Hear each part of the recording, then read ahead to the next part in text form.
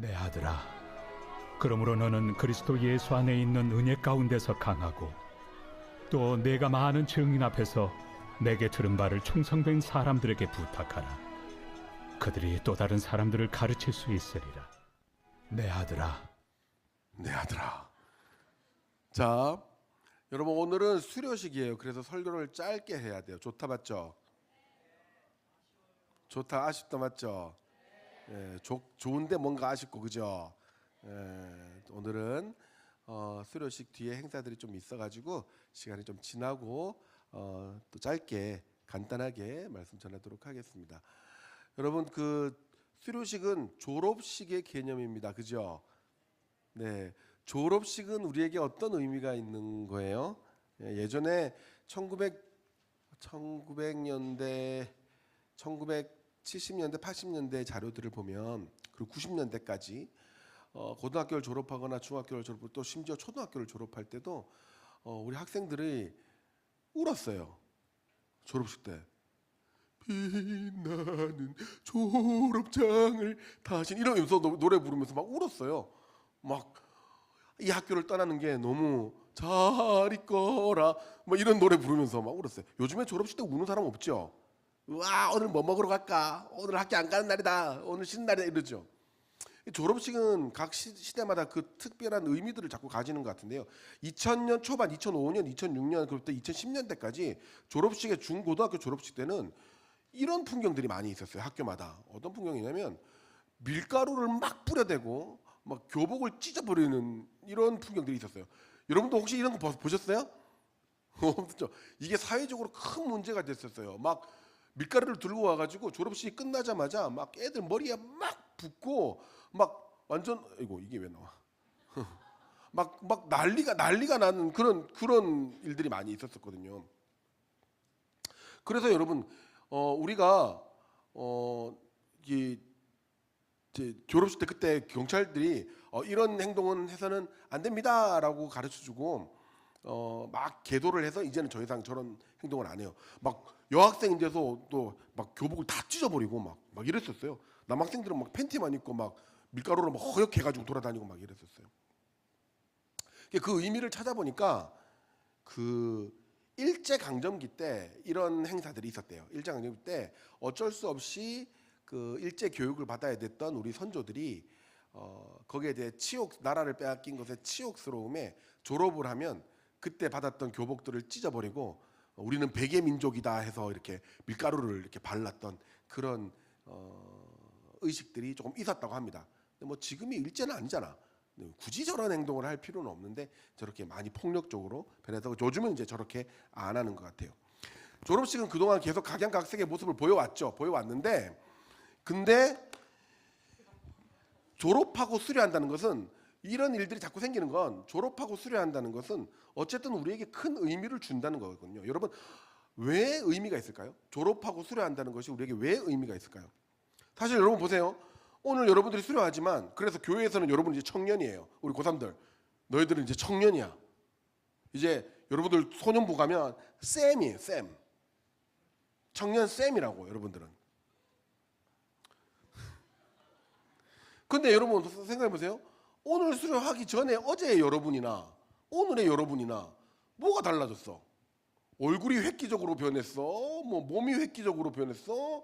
뭐 갑자기 머리가 확 달라졌어? 뭘 변했어? 변한 게 없는데 수료식 이후에 뭐가 달라졌다는 얘기예요. 대우가 달라졌다는 이야기예요. 여러분은 내일도 똑같은 밥을 먹을 것이고 잠을 똑같이 잘 것이고 오늘의 엄마는 내일의 우리의 엄마가 될 것이고 여러분이 엄청 갑자기 키가 커진다거나 하지 않는단 말이에요. 그런데 왜 이 수료를 하는 것은 졸업을 하는 것은 다른 의미가 주어지는가? 여기서 아날도 만 개념이라는 그 학자는 자기의 책인 통과 의례라는 용어를 쓰면서 이렇게 이야기를 해요. 수료식이나 졸업식 이런 통과 의례를 거치면서 우리는 우리의 마음 속에서 사회적인 지위가 합법적으로 변경되었다라는 확신을 준다는 거예요.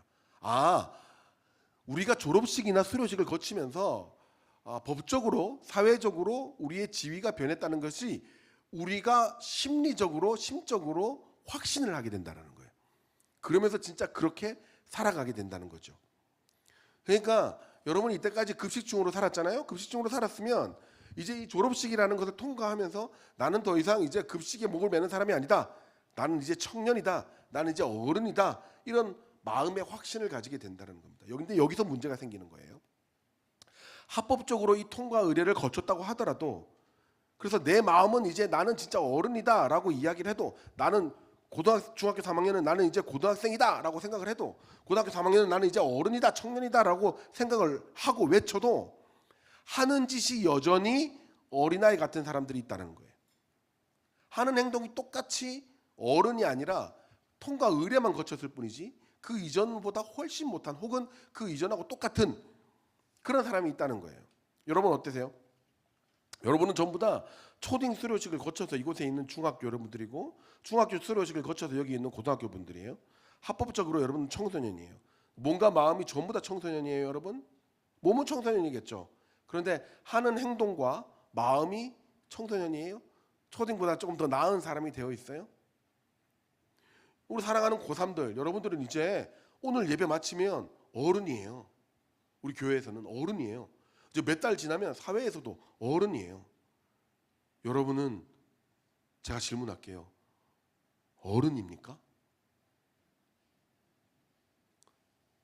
다시, 여러분은 어른이라니까요. 청년이에요. 여러분이 가고 싶은 데 다 갈 수 있어요. 나이트, 술집, 뭐지 다 갈 수 있어. 이제 부모 없이도 비행기 탈 수 있고, 뭐 아무도 신경 안 써요. 심지어 군대도 갈 수 있어. 근데 다시 질문할게요. 여러분은 어른입니까? 이 수료식을 끝으로, 아니 다시요. 이 수료식을 시작으로 우리가 진짜 바꿔야 될 게 뭘까요? 오늘 디모데 말씀을 통해서 오늘 수료식을 지난 자가 가져야 될 참된 자세와 마음을 우리가 나누고 결단할 때에 더 성경적으로 성장하고 온전해지는 수료식 이후에 여러분들 되시기를 예수님의 이름으로 축복합니다. 오늘 디모데후서는요, PPT 주세요. 오늘 디모데후서는 바울이 로마의 감옥에 있을 때 목회를 시작한 자기 제자 디모데에게 쓴 편지예요. 지난번에도 디모데후서 제가 설교를 할 때 로마는 그 당시에 66년에서 67년 사이에 디모데후서가 66년에서 70년 사이에 디모데후서가 써졌는데, 그때 당시에는 네로 황제로 인해 박해를 받던 시대라고 했어요. 그래서 사람들이 예수 믿는 사람을 못 살게 굴 때였어요. 이럴 때 목회를 했으니까 얼마나 힘들겠어요. 여러분, 개척한다는 건 진짜 힘든 거예요. 여러분, 지금 우리 막 이렇게 설교를 들을 사람이 지금 여기만 해도 지금 수백 명이 있는 거잖아. 그러니까 이거는 교회가 이래야지라고 생각하는데, 개척교회를 가봐요. 혹시 개척교회 출신이 있으세요? 여러분 진짜 없어요.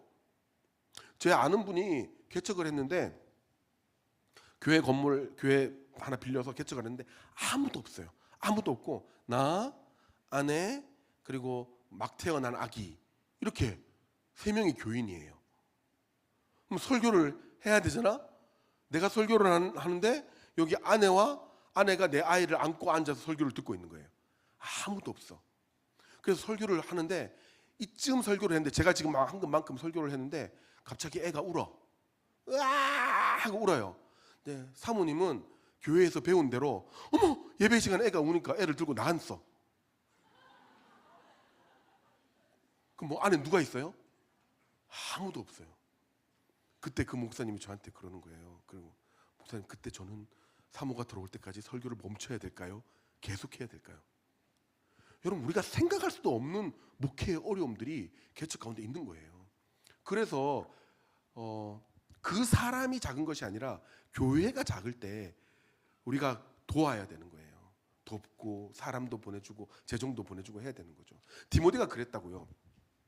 바울 밑에서 진짜 엄청나게 많은 것들을 배웠지만, 교회를 개척하고 교회를 목회한다는 것은, 거기다가 사람들이 예수 믿는 것을 싫어하는 그 시절에 교회를 개척하고 교회를 가르친다는 것은, 교회를 운영한다는 것은 너무너무 힘든 일이었다는 거예요. 그때 바울이 사랑하는 제자 디모데에게 감옥에 있으면서도 그 디모데가 고생할 걸 생각하니까 너무 마음이 아파서, 너희는 이렇게 꼭 살아야 돼 라고 쓴 편지가, 디모데야, 목회를 이렇게 해야 돼. 지금 종말의 시대니까 종말의 시대 때 교회를 이렇게 목회해야 돼 라고 쓴 것이 디모데전서, 디모데후서예요. 자, 이해되셨죠?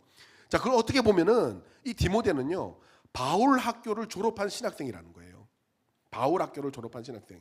이제 본격적으로 단독 목회자로 신앙인으로 홀로 서기를 한 겁니다. 그러니까 수료 전에는 내가 좀 잘못해도 바울이 있으니까 괜찮지. 그 안에서 그냥 배우면서 그렇게 있으면 되는데 이제 본인이 담임이 된 거예요. 모든 것을 책임져야 되는 거예요. 결정할 게 차원이 다른 거예요. 이제 본격적인 수료식 이후의 삶을 디모데가 살아가는 거죠. 그때 어른으로서의 삶을 살게 되는 디모데에게 꼭 필요한 것이 무엇일까요? 그게 오늘 우리에게 주어지는 교훈이에요. 우리 다 같이 읽어볼까요? 첫 번째, 다 같이 읽겠습니다. 시작. 은혜 안에서 강한 삶을 살아야 됩니다. 오늘 1절에 저는 이 첫 마디가 너무 좋아요. 바울이 이렇게 얘기해요. 내 아들아, 내 아들아, 내 딸아, 너희는 그리스도 예수 안에 있는 은혜 속에서 강하라. 강하람이 아니고 강하라. 여러분, 내 아들아, 이게 얼마나 사이가 친했으면 내 아들아라고 이야기했을까요? 성경적으로 추정했을 때 이 디모데 후서를 썼을 바울의 나이와 이 편지를 받는 디모데의 나이가 여러분과 저와의 나이 차이 정도 돼요. 몇 살 차이? 그렇지, 5살 차이. 이 정도 차이가 나요. 근데 사실은 굉장히 차이가 많이 나요. 그러니까 아들하고 진짜 아들하고 아빠의 나이 정도 돼요. 저희가 우리 여기에 지금 제 아들이 있잖아요. 저기 있나? 어쨌든 그게 있잖아요. 그러니까 진짜 자기 아들 뻘 되는 사람이긴 해요. 그런데 여러분 나이 차이가 아무리 그만큼 진짜 아들 뻘 차이가 난다 하더라도 전부 다 내 아들아 내 딸아 그러지는 않잖아요. 그죠? 여러분 제가 지나가다가 아무 중학생이나 불러가지고 어이 아들 내 새끼 일로 와봐 이러면 뭐라 그러겠어? 내가 뭐 사줄게 일로 와봐 내 새끼 일로 와봐 이러면 뭐라 그러겠어? 미친놈 아니야 이렇게 얘기하겠지. 여학생한테 내 딸 일로 와 내가 맛있는 거 사줄게 이러면 뭐라 그러겠어? 신고하겠지.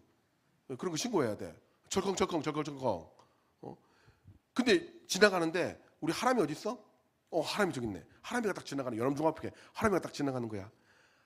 새끼 일로 와 하람이 내가 맛있는 거 사줄게 내 아들 일로 와 이러면 뭐라 그랬어? 와 목사님 그러겠지. 딸들이 우리 우리 한나나 우리 하임이가 딱 지나가다가 내가 내 새끼들 일로 와 이러면 뭐라 그러겠어? 목사님 우와 하고 뛰어오겠죠. 생각만 해도 겁나. 안 돼.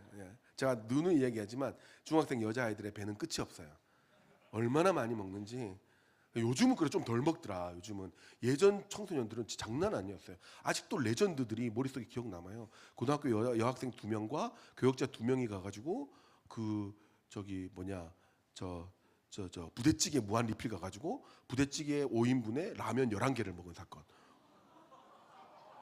이게 내가 먹은 게 아니야. 나는 진짜 배불러서 좀 먹고 손 뗐어. 근데 여학생 둘이서 진짜 계속 아주머니가 무한 리필이라고 했더니 진짜 무한 리필을 먹네 이렇게 이야기할 정도로 여학생들이 계속 우와 걔네들 요즘 만나는데요. 목사님 그때 제가 왜 그랬는지 모르겠어요. 막 이렇게 이야기할 정도로 중학생들 무서워. 아무튼 그런 내 아들이고 내 새끼가 되는 거잖아요. 왜 그런 거냐 하면요. 왜 서로가 그만큼 친밀했다는 거예요. 서로를 알고 서로를 위하는 사이가 되었다는 거죠. 바울과 디모데는 그런 관계였다는 거예요. 많은 것을 가르쳐주고 디모데는 바울에게 기쁨이 되는 관계. 그래서 아들아라고 이야기를 하는 거예요. 이 아들이라는 말, 내 딸이라는 말은 복음으로 서로 이어진 관계, 사역적으로 후계자 같은 동역하는 사람, 이런 귀한 관계라는 거죠. 얼마 전에 제가 스쿨처치 오랜만에 중등부 스쿨처치를 한번 갔었거든요. 현대중학교 들어갔는데 월요일 날 하는 데였어요. 그래서 월요일 날은 목사님들이 잘 안 움직이는데 그날 제가 오랜만에 현대중학교에 갔는데 현대중학교에 딱 제가 아는 친구가 딱 이렇게 앉아 있는 거예요. 그 뒤에 또 이제 또 아는 친구 들어와서 2명이 아는 친구였는데 한 명이 딱 미리 와서 딱 앉았는데 걔도 놀라고 나도 놀라고 둘이 딱 붙어서 놀라는데 서로 아니까 서로 싹 웃는 거예요. 서로 얼마나 제가 얼마나 귀여운지 진짜 진짜 확 찔러버리고 싶을 정도로 진짜 너무 귀여운 거예요. 나를 보고 쌩글쌩글 웃는데 그 학교에서 서로 아는 관계, 서로 친밀한 관계, 서로를 축복하는 관계, 그 관계가 바울과 디모데의 관계였대요. 그래서 아들이라는 이야기한 거죠. 바울이 이 아들 같은 사람한테 아무 이야기나 하겠어요? 아니요. 진짜 인생에 꼭 필요한 이야기를 하겠죠. 그게 뭐냐? 내 아들아 내 딸아 너 이제 수료했잖아. 우리 바울 학교 수료했잖아. 그럼 네가 어떻게 살아야 되는지 내가 가르쳐 줄게. 너는 반드시 은혜 안에서 be strong, 강해져야 돼. 너 반드시 강해져야 돼. 여러분, 여기서 강해지다라는 말이 뭐예요? PPT 주세요. 강해지다라는 말이 뭐예요? 막 헬스 한다는 얘기예요? 그래서 힘 세진다는 이야기예요? 우리가 일반적으로 강해진다는 말은 그런 뜻이죠. 아침마다 새벽기도 마치고 겨울 사역을 준비하기 위해서 저는 계속 헬스장을 일주일에 3번 이상 꼭꼭 갑니다. 가면 꼭 만나는 사람이 이원철 목사님, 그리고 가끔 강하람 목사님 만나는데 강하람 목사님 요즘 사고 나가지고 못 나오고, 이제 새로 오신 우리 송성 목사님이라고 중등부 목사님 있거든요. 송성 목사님 이제 헬스장 나올 줄 믿습니다. 다시 한 번 더, 송성 목사님 이제 저분이 되게 동안이라서 그렇지 사실은 머리 염색하고 왔어요. 그러니까 우리 송성 목사님 이제 아침마다 우리 중등부를 위해, 사역을 위해 헬스장 나올 줄 믿습니다. 네, 오케이, 좋았어요. 그래서 헬스장에서 운동 빡시게 해서 힘이 세지면 여러분 그걸 강한 거라고 이야기할까요? 성경에서 말하는 강한 거는 그게 아니에요. 앞에 전제가 붙어요. 은혜 안에서 강하라. PPT 그대로 주세요. 은혜 안에서 강하라라고 이야기해요. 여기서 강하다는 말은 엔디니모라는 말인데요. 엔디나모라는 말인데 강함을 받으라는 이야기예요. 그러니까 수동태예요, 수동태. 여러분 수동태가 뭔지 알죠? 알아야 돼. 중고등부는 수동태라는 뜻이 뭔지 알아야 돼. 여기서 뭐야, 수동태? 명태인가? 뭐 이렇게 생각하면 큰일 나. 수동태는 누가 나에게 시키는 걸 이야기해요. 시킴을 당하는 걸 이야기하는 거예요. 그게 수동태예요. 그러니까 강하라가 아니라 너는 강해져라라는 얘기예요. 강해짐을 당하라라는 이야기예요. 강해짐을 당하라. 그러니까 내가 스스로 힘을 막 운동을 해서 힘을 강하게 하는 것이 아니라 너는 다른 데서 힘을 공급받아서 강해지라는 거예요. 어디서 공급을 받느냐? 바로 그리스도 예수 안에 있는 은혜로 힘을 공급받아서 너는 이 세상에서 강하게 살아라라고 이야기를 하는 겁니다. 힘을 공급받아서 너희 안에 있는 은혜를 폭발시키라는 거예요.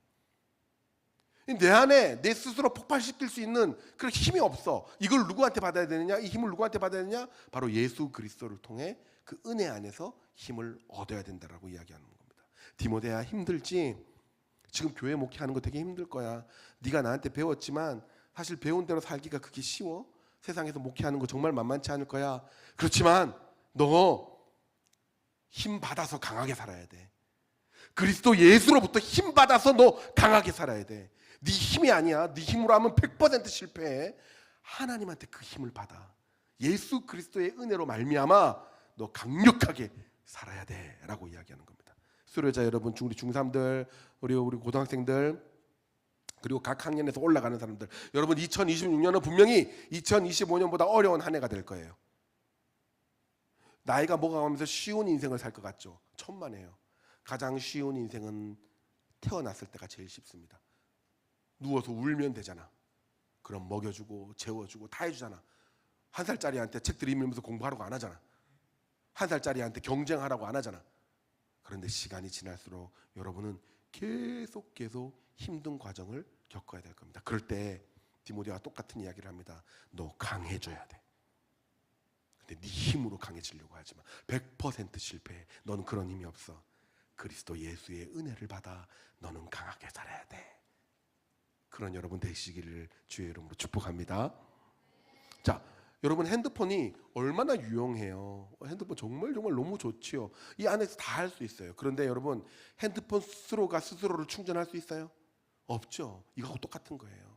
핸드폰의 기능을 다 하려면 어디서부터인가 그 힘을 받아야 돼요. 어디서부터 받아야 돼요? 전기 오는 그 콘센트에서 충전기 꼽아가지고 충전 받아야 그 힘을 제대로 할 수 있다고요. 여러분 마찬가지예요. 여러분 스스로는 여러분을 발전시킬 수 있고 여러분을 힘내게 할 수 있는 그 여러분의 안에 근원적인 힘이 없어요. 그 힘이 누구한테 있냐? 그게 자꾸 있다고 이야기하는 게 세상의 인본주의예요. 너는 스스로 선해질 수 있어. 너는 스스로 강해질 수 있어. 너는 스스로 모든 걸 할 수 있어. 우리가 다 모이면 우리는 천국을 만들 수 있어. 그게 인본주의고 그게 공산주의예요. 그런데 아니야. 나는 죄인이고 나는 누구의 힘이 없으면, 누구의 도움이 없으면 나는 정말 마침내 아무것도 안 되는 인생, 망하는 인생이 돼. 그리스도의 은혜가 있어야 살 수 있어 라고 고백하는 인생이 그리스도인의 삶이라는 거예요. 바울은 그렇게 살기를 이야기하는 겁니다. 그러면 여러분이 어떻게 하면 우리가 충전될 수 있는 걸까요? 어떻게 하면 우리가 더 be strong해질 수 있는 걸까요? 그 첫 번째는 하나님의 말씀으로 공급받아야 되는 겁니다. 하나님의 말씀으로 공급받아야 돼요. 그리고 두 번째는요, 예배를 통해 공급받아야 됩니다. 그 세 번째는 공동체를 통해 공급받아야 됩니다. 여러분, 이 세 개를 합하면 뭐라 그럴까요? 따라합시다. 교회. 교회. 여러분은 시간이 지날수록 교회의 중심적인 삶을 살아야 됩니다. 여러분은 이제 자유가 주어질 거예요. 대학생 올라가면 이제 엄마 아빠도 터치 덜 할 거예요. 그리고 고등학교 올라가면 교회를 안 나갈 이유를 더 많이 그럴듯하게 만들어낼 수도 있을 거예요. 그런데 여러분 꼭 기억하세요. 여러분을 충전시킬 수 있는 이 세 가지 방법은 오직 교회에서만 출발합니다. 말씀과 예배와 공동체, 이 안에 있을 때에 여러분 반드시 여러분들은 강해질 수 있다는 것을 믿으시기 바랍니다. 여러분, 우리 특별히 공동체 이야기를 한번 해볼까요? 공동체. 여러분, 공동체가 주는 유익을 아세요? 공동체가 주는 유익을? 여러분, 공동체는 우리가 약해졌을 때 우리를 세울 수 있는 힘이 있는 게 공동체예요. 제가 되게 힘들 때가 있었거든요. 대학교 1학년 때, 선생님 대학교 1학년 때, 원래 고등학교 때까지 되게 나 교회 오빠였어요. 와, 진짜 표정 썩었네. 진짜라니까요. 고등학교 때까지는 나 교회 오빠였어요. 매일 기도원 가고 기도실 가고 막 이랬었거든요. 근데 대학교 가니까 딱 너희들 때 대학교 올라가는데 하나님의 은혜를 그렇게 받아놓고는 대학교 올라가니까 정말 많은 새로운 것들이 열리는 거예요. 그리고 머릿속에 성공해야지 이런 생각이 드는 거예요. 그래서 대학부를 조금 안 나갔어요. 교회는 나갔는데 대학부를 안 나갔어요.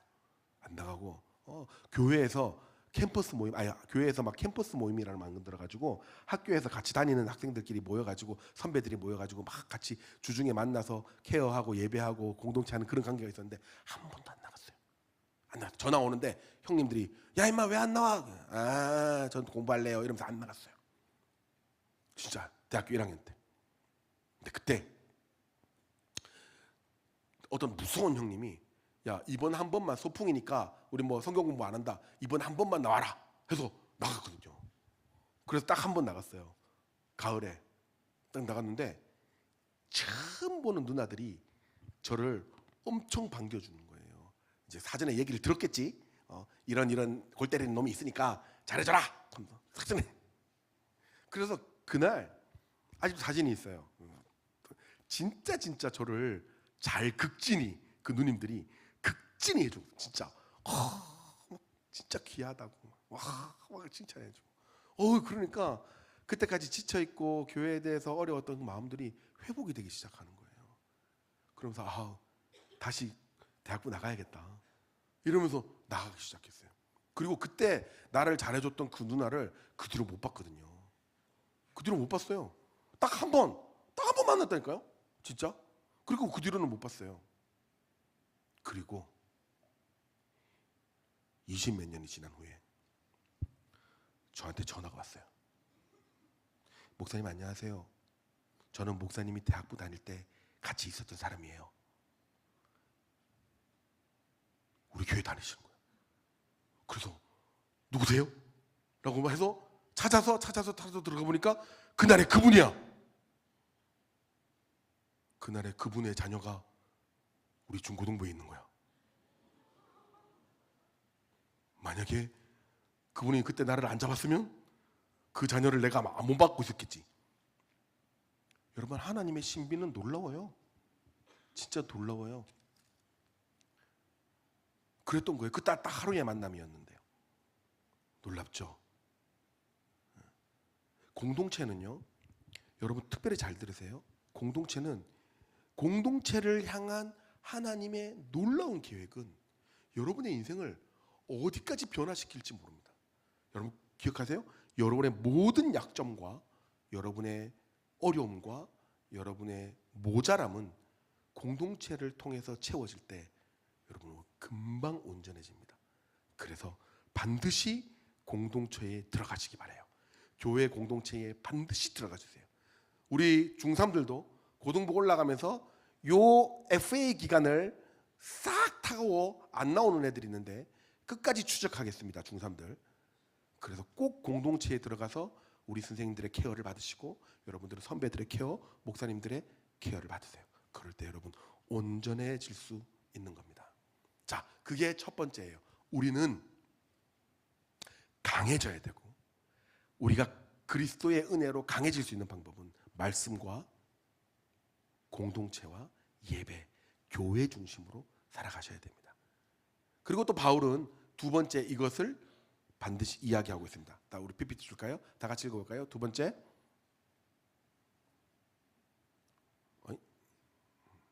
잠시만요. 두 번째 다 시작. 충성된 사람들에게 전하고 동역해야 됩니다. 오늘 바울이 이전에 뭐라고 했냐면 네가 많은 증인 앞에서 내게 들은 바를 많은 사람들 앞에서 수많은 사람들이 있는 데서 나한테 배웠단 말이에요. 배웠단 말이에요. 그리고 이것을 들었던 것을 충성된 사람들에게 부탁하라. 충성된 사람들에게 부탁하라라고 이야기해요. 여러분 이제 어른이 되면 친한 친구 있잖아요. 누구랑 친하고 싶어요? 여러분 잘 맞는 사람 있죠. 누구랑 친하고 싶어요? 아니 있잖아. 누구랑 사귀고 싶어요? 이상하고 말고 누구랑 친하고 싶어요? 그런 거 각자의 그 스타일이 있잖아요. 나는 쟤랑 친하고 싶어. 나는 돈 많은 친구와 친하고 싶어. 나는 재밌는 사람 친하고 싶어. 나는 차 있는 오빠랑 친하고 싶어요. 막 이런 거 있잖아. 자기의 소원들이 다 있잖아요. 그런데 오늘 바울은 네가 누구랑 가까워라고 하냐면 충성된 사람하고 가까워라라고 이야기를 해요. 여러분 여기서 충성되다라는 말은요. 똑똑한 사람이 아니에요. 여기서 충성되다라는 말은 피스토스라는 말인데 믿음이 있는 사람을 이야기하고 신뢰할 만한 사람을 이야기하는 게 바로 충성된 사람이에요. 그러니까 이 너희들은 앞으로 믿음이 있는 사람, 충성된 사람하고 가까이 지내라는 거예요. 그리고 그 사람에게 너희들이 네가 나에게 배웠던 것들을 전달하라라고 이야기해요. 이 전달하다라는 말은 부탁하라, 맡기라라는 이야기예요. 그리고 이 원어는 돈을 맡기다 할 때 쓰는 거예요. 귀중품과 돈을 맡기다 할 때 쓰는 거예요. 부탁하라라는 말은. 그러니까 여러분 제가 핸드폰을 지나가는 아무한테나 이거 좀 들고 계세요 이렇게 하겠어요? 아니요. 제가 1,000만 원이 있다 칩시다. 1,000만 원 없지만 1,000만 원의 이 돈이 현금이 있다 칩시다. 제가 강한한 목사님하고 송성 목사님 둘 중에 누구한테 맡길 것 같아요? 다시 강한한 목사님과 이원철 목사님이 있어. 여러분 누구한테 맡길 것 같아요? 1,000만 원을 500만 원씩 나눠서? 오, 아주 지혜로운 답인데요. 누구한테 맡기겠어요? 더 신뢰할 만한 사람한테 맡기겠지. 안 그래요? 여러분 돈이나 귀중품을 누구한테 맡기겠어요? 가장 신뢰할 만한 사람한테 맡기잖아. 그래서 우리 아내는 나한테 돈을 안 맡겨요. 절대 안 맡겨요, 돈을. 가장 신뢰할 만한 사람한테 귀중품과 돈을 맡기잖아요. 여기서 부탁하라는 말은 너의 가장 귀한 것을 맡겨라라는 이야기예요. 그때 예금하다, 맡기다, 보증하다랄 때 쓰이는 단어예요. 그러니까 여러분 잘 보세요. 믿을 만한 사람, 믿음이 있는 사람, 충성된 사람을 가까이 하고 그에게 네가 배운 가장 중요한 것을 맡겨라. 네가 배운 가장 중요한 게 뭐예요? 그리스도의 복음. 여러분 어떤 사람과 가까이 지내라는 거 알겠죠? 왜 바울이요 능력이 있는 사람, 재밌는 사람, 좋은 사람 이런 사람들과 가까이 있는 것이 아니라 믿음이 있고 충성된 사람하고 믿을 만한 신뢰할 만한 사람하고 가까이 지내라라고 이야기했냐면 변하지 않을 사람이라는 뜻이에요. 그 이유에 변하지 않을 사람. 그래서 충성된 사람의 세 가지 이유가 있는, 이 세 가지 특징이 있는데요. 여러분 교회 내에서도 학교 내에서든 이런 사람들과 교제하고 가장 중요한 것들 맡기십시오. 첫 번째, 경청하는 사람들을 들어주십시오. 맡기십시오. 경청하는 사람, 내 이야기를 들어줄 수 있는 사람, 그리고 나눠주는 사람, 흘려보내는 사람, 나눠주는 사람, 그리고 재생산하는 사람, 제자를 키울 수 있는 사람, 이런 사람과 가까이 하라는 거예요. 이런 사람을 발전하는 사람이라고 이야기를 하는 거거든요. 바울은 디모데에게 네가 이제 목회를 하면서 이제 나의 그늘을 벗어나서 하나님 안에서 교회 중심으로 살면서 진짜 중요한 사람을 만나 그에게 복음을 부탁하고 교회를 동역해야 되는데 누구와 만나야 되느냐? 충성된 자, 나눠줄 수 있는 사람, 경청할 수 있는 사람, 헌신할 수 있는 사람을 만나라는 겁니다. 여러분, 그런 사람이 어디에 있을까요? 어디에 있을까요? 어디에 있을 확률이 높아요? 예, 따라합시다. 교회. 물론 우리 담임 목사님께서 이렇게 이야기를 하셨습니다. 교회에서 10명 중에 6명은 그저 그런 사람입니다. 교회에서 10명 중에 2명은 정말 좋은 사람입니다. 그런 사람을 VVIP라고 해요. Very very important person이라고 해요. 그런데 10명 중에 교회에서 10명 중에 2명은 세상에서도 볼 수 없는 아주 나쁜 놈입니다. 이렇게 이야기를 해요. 그런 사람을 VDP라고 해요. Very drain people이라고 해요. 사람을 말라 죽이는 사람, 말려 죽이는 사람. 그런 사람이 교회에 있어요. 그런 사람들은 누구한테 맡긴다? 누구한테 맡긴다? 예, 목사님한테 맡긴다. 예, 그런 사람들은 특별히 나 말고 우리 이원철 목사님이나 강한한 목사님한테 맡긴다. 그리고 송송 목사님이 최근에 왔으니까 송송 목사님한테 제일 많이 맡긴다. 그렇게 우리 중등부가 만만치 않다는 것을 보여줘야 돼. 그러니까 맡긴다. 그렇지만 교회에서는 반드시 very very important person이 있어요. 그 사람들이 가장 많이 그래도 비율적으로 포진하는 곳이 바로 교회라는 거예요. 그래서 교회 중심의 인간관계를 하라는 겁니다. 물론 세상에서 업무적으로나 친교나 교제나 넓게 해도 괜찮습니다. 그러나 진짜 진실되게 그리스도의 마음을 나누고 의탁하고 중요한 것을 부탁할 수 있는 사람은 바로 충성된 교회의 교인이어야 된다. 이것도 무슨 중심? 교회 중심으로 살아라는 겁니다. 그랬을 때에 우리의 인생이 변화될 수 있는 것입니다. 사랑하는 여러분, 말씀을 마무리할게요. 여러분은 어떤 중심의 인생을 살고 있습니까? 우리 특별히 수료하는 우리 3학년들 이때까지 어떤 중심의 인생을 살았습니까? 무엇이 여러분 인생에 가장 가치로웠어요? 첫 번째 돈, 두 번째 학교 이름, 세 번째 게임, 네 번째 취미? 무엇이었어요? 오늘 바울은 수료하는 너희들에게 이렇게 이야기하는 거예요. 교회 중심으로 살아. 세상이 악해질수록 교회 중심으로 살아. 그래서 힘을 충전받고 이제 새롭게 더 강하게 영향력 있는 삶을 살아. 그랬을 때 그리스도께서 너희에게 주신 비전을 이룰 수 있을 거야 라고 이야기하는 겁니다. 사랑하는 여러분, 목사님은 단언하는데요, 목사님 친구 중에 목사님 제일 친했던 교회 친구 5명이 있어요. 맞죠? 5명. 중창단이었는데 대학교 올라가서 별명이 어둠의 자식들이었어요. 다 방황했어. 한 명도 빠짐없이. 그때는 왜 그랬는지 모르겠는데 다 방황했어. 굳이 교회를 나와야 돼? 이런 생각을 몇 달간이라도 했었어요. 근데 그때 우리를 끝까지 붙잡아줬던 사람이 누구냐면 교회 선생님, 그리고 교회 선배들, 그리고 우리를 아무 조건 없이 좋아해줬던 교회 친구들이었어요. 그래서 그 5명이요 다 각자의 자리에서 너무 잘 살아요. 미국에서도 살고 의사도 되어 있고 목사도 되어 있고, 목사는 3명이나 됐어요. 근데 전부 다 동일하게 한 몇 년 만에 만나서 몇십 년 만에 만나서 이야기해보면 그때 교회에서 나를 잡아줬던 선생님, 그때 교회에서 나를 붙들어줬고 웃어줬던 선배, 아무 조건 없이 나를 받아줬던 내 친구들, 우리 주일학교 선생님, 그 선생님들이 나를 여기까지 만들었다라고 고백합니다. 여러분 지금은 잘 모르지만 여러분들을 통해서 여러분들이 만나는 지금의 이 교회의 모든 사람들이 여러분들을 만들어가고 있는 거예요. 귀하다 안 귀하다? 귀하다.